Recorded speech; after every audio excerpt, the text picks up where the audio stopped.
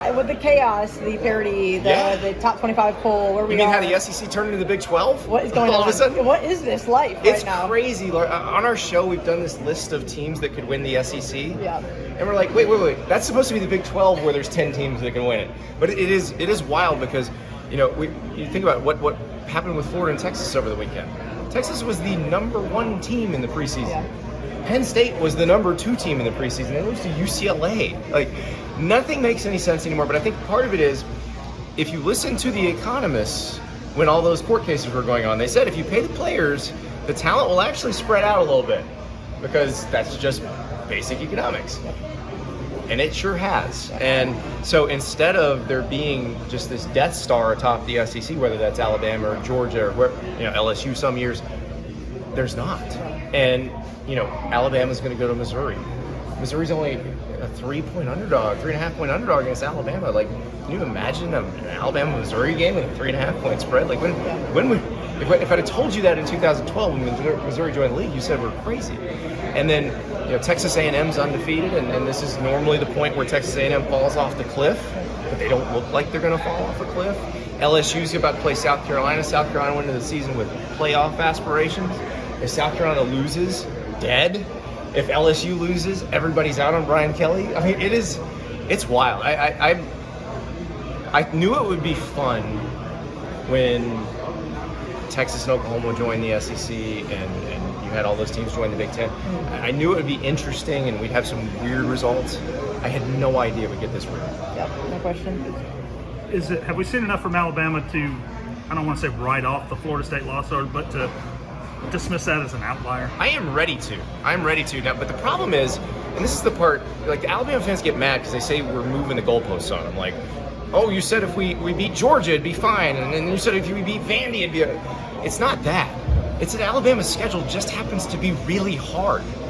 This week is a tough game. You're going to Missouri, which is a really good team. They're undefeated for a reason. You're playing at their place. You have the sleepy 11 a.m. local kickoff. Everything is going against Alabama. You've had 2 incredibly physical games in a row. And look, they dominated the second half against Vanderbilt. Let's not pretend Vandy's not better than they were last year. Vandy will take it to you. And then obviously the Georgia game. So this is a hard spot for any team. Even those Nick Saban teams, the really good Georgia teams that Kirby had a few years ago, this would be a hard spot for any of those. So now if they can win this one, I don't think you need to worry about anything. I think they will get through the season. Maybe they might lose another one, but they're going to make the playoff, and they probably will be able to go deep in the playoff. Because if you can handle 3 games in a row like this, you can handle anything. A minute ago, you guys had posted the on-3 Heisman race, kind of what you were expecting. Ty Simpson was up there, and tied with the kid from Oregon who's been good. And how do you view kind of what that looks like right now? They're probably very similarly to the state of college football, and that it's probably anybody's game. We don't know anything about that yet, and there's so many games to go where somebody can have that Heisman moment.